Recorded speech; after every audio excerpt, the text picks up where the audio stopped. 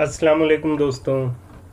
हमारा आज का सबक है रामायण का एक सीन। रामायण के ताल्लुक़ से आप सभी जानते हैं कि रामचंद्र जी की कहानी इसमें बयान की गई है। रामचंद्र जी वनवास पे गए थे, ये आप सभी को पता है। और रामचंद्र जी के वनवास पे जाने से ही ये लफ्ज़ इतना मशहूर हुआ था कि आज भी कोई शख्स अपने घर से दूर रहता है तो लोग कहते हैं कि वनवास की ज़िंदगी गुजार रहा है। बहरहाल बातें इसके ताल्लुक़ से बहुत सारी की जा सकती हैं, लेकिन बातें न करते हुए हम अपने आज के सबक की तरफ बढ़ते हैं और हम टेक्स्ट पढ़ने की कोशिश करते हैं कि इस टेक्स्ट में क्या कहा गया है।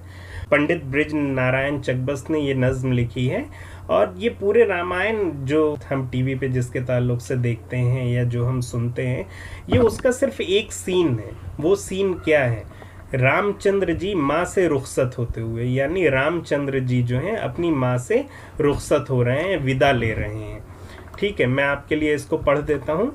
दिल को संभालता हुआ आखिर वो नौनिहाल, खामोश माँ के पास गया सूरते ख्याल।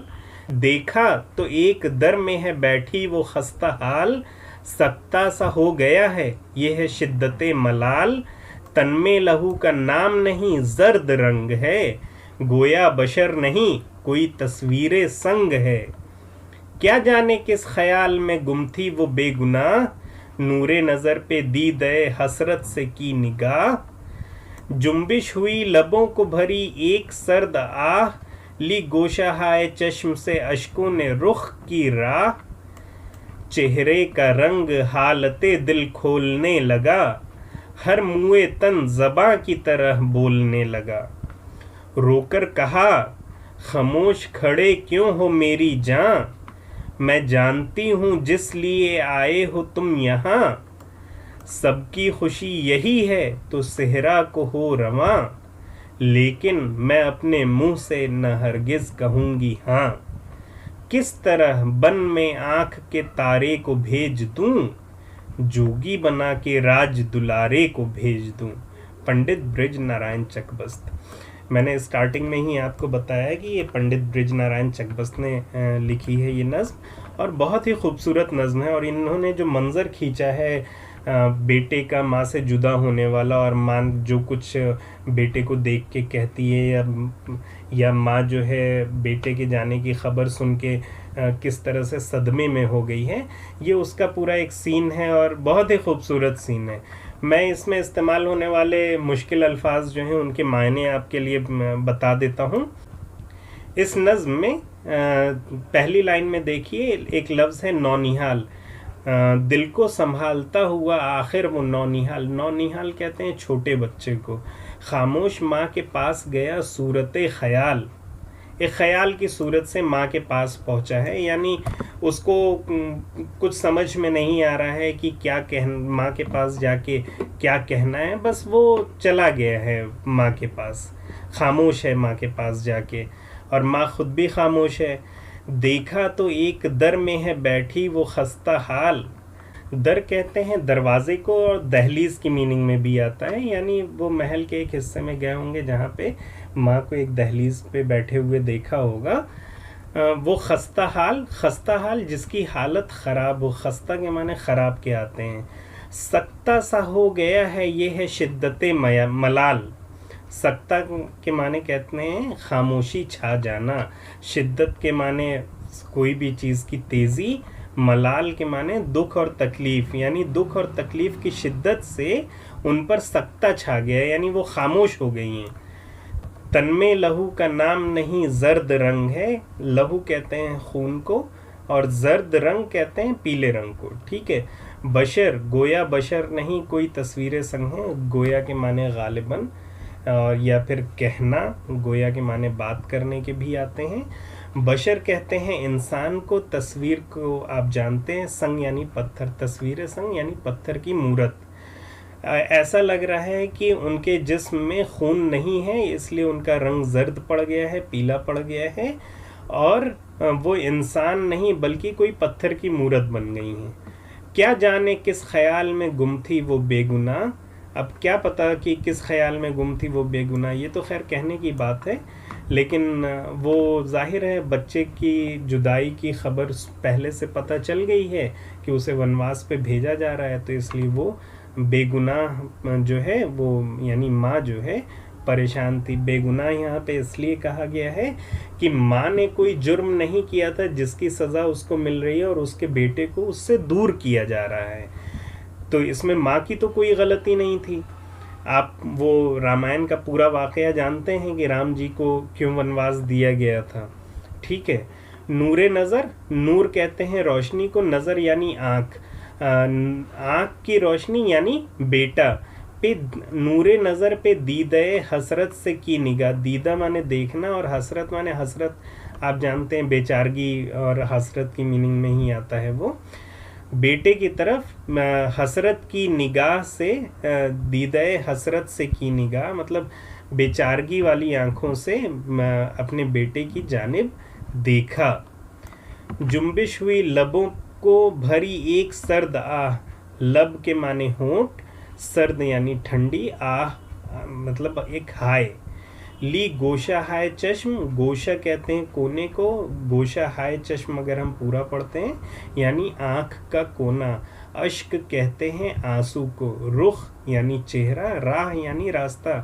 आँख के कोनों से आंसुओं ने चेहरे की राह ले ली यानी आंसू उसके चेहरे पर बहने लगे।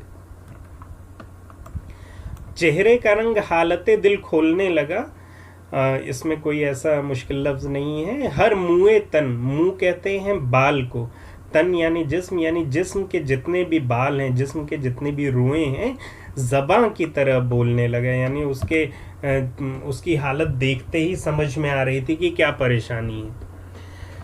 रोकर कहा खामोश क्यों खड़े क्यों हो मेरी जान, खामोश कहते हैं खामोश रहने को। मैं जानती हूँ जिस लिए आए हो तुम यहाँ, माँ को ये इल्म था कि वो जो है यानी राम जी माँ के पास विदाई लेने के लिए आए हैं ताकि वो विदा हो सकें और जंगल की तरफ जा सकें। सबकी खुशी यही है तो सेहरा को हो रवा, सेहरा कहते हैं रेगिस्तान को यहाँ पे, लेकिन जंगल की मीनिंग में मुराद लिया गया है, ठीक है। एक ऐसी जगह जहाँ इंसान का गुजर न हो, इसलिए जंगल को भी सेहरा कहा है यहाँ पे। लेकिन मैं अपने मुंह से न हरगिज़ कहूँगी हाँ, लेकिन अगर तुम मुझसे ये सुनना चाहते हो कि मैं हाँ कह दूँ तो मैं अपने मुंह से तो हाँ नहीं कहूँगी, यानी मैं तुम्हें जाने की इजाज़त नहीं दूँगी। किस तरह बन में आँख के तारे को भेज दूँ, बन कहते हैं जंगल को, आँख का तारा यानी बेटा यानी रामचंद्र जी। जोगी बना के राज दुलारे को भेज दूँ, जोगी किसको कहते हैं, वो शख्स जिसका घर बार नहीं होता है और वो जंगलों में चले जाते हैं भगवान की आराधना में लीन होने के लिए, भगवान की पूजा में लीन होने के लिए जंगलों की तरफ चले जाते हैं, और जिनका घर बार नहीं होता और वो दर दर भटकते रहते हैं। तो माँ कह रही है कि मैं जोगी बना के राज दुलारे को भेज दूँ। राज दुलारा यानी जिससे पूरी हुकूमत मोहब्बत करती हो, यानी बादशाह का बेटा। तो ऐसे शख्स को मैं जोगी बना के भेज दूँ, इसके लिए मैं तैयार नहीं हूँ। ये बहुत ही अच्छी नज़्म है, आप इसे ज़रूर पढ़िएगा, ठीक है। अब हम सवालात देख लेते हैं। सवालात हैं, पहला सवाल है रामचंद्र जी ने माँ को कहाँ देखा। रामचंद्र जी ने माँ को देखा कि वो एक दर में खामोश बैठी हुई हैं। खामोश बैठी हुई माँ को शायर ने किससे मिसाल दी। खामोश बैठी हुई माँ को शायर ने एक तस्वीर संग से मिसाल दी है। मिसरा यानी दो मिसरों का एक शेर होता है, जैसे ये एक मिसरा है ये दूसरा मिसरा, ये दोनों मिसरे मिलके एक शेर बने हैं। मिसरा हर मुए तन ज़बां की तरह बोलने लगा से क्या मुराद है।